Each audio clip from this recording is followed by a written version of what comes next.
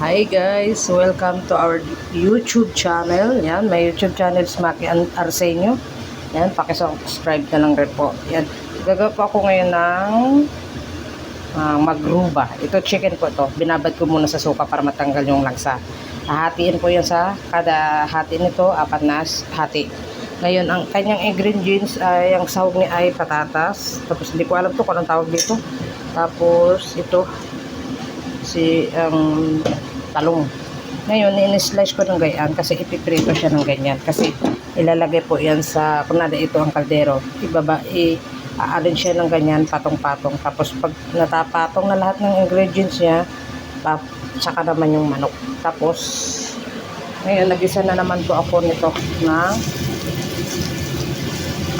sibuyas, carrots, bago green pepper, tapos kamatis. Yan po yung sahog niya. Mamaya makikita nyo po yung kung paano ko po sila ginawa. Ayan guys, ito na yung in-slice kong manok. Tinanggalan ko siya ng balat ha. Yan, nagan mo kalalaki. Yan, yan. Tapos ito yung blender ko yung kamatis, sibuyas at green pepper. I-mix mo yun. Tapos lagyan mo na rin ng seasoning. Katulad dito, seasoning niya, yan, bago yan. Yan. Gagawin.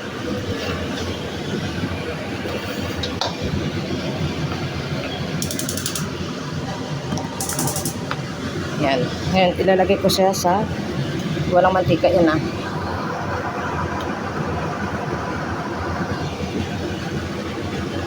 Kailangan matanggal yung tubig niya.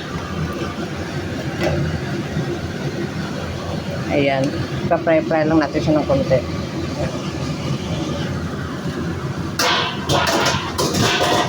Pagkatapos yun, nawala na siya ng tubig ng manok, tapos saka mo ito ilalagay. Yun ang gawin mo, tubig na para makuluan niya, ma-absorb niya po ito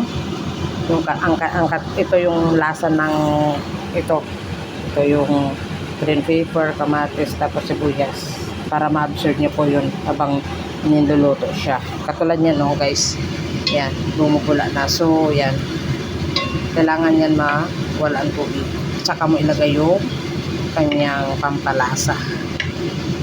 Ayan. Magruba po ang tawag nito dito sa Saudi.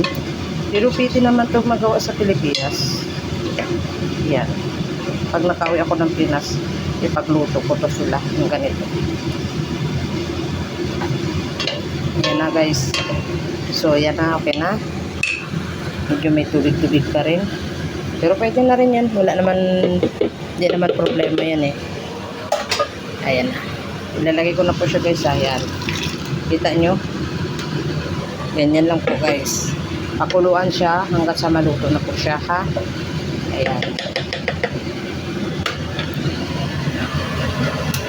Ngayon isasara ko na po guys. Ayan po yung ginawa ko kanina na ginisa ko ng bawang sibuyas ito.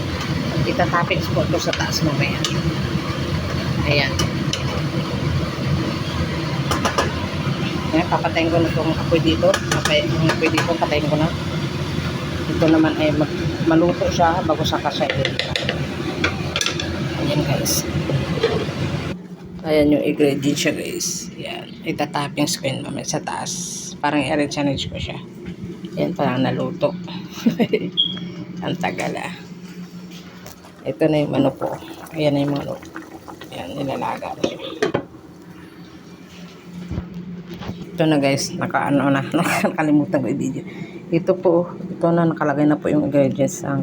Nasa ibaba niya ay patatas. Next, ang sibuyas na in-slice ko na paano. Tapos ito kamatis, carrots. Next ko to ilalagay ito. Bago ito. Ang talong. Tapos kalimutan ko ang tawag dito.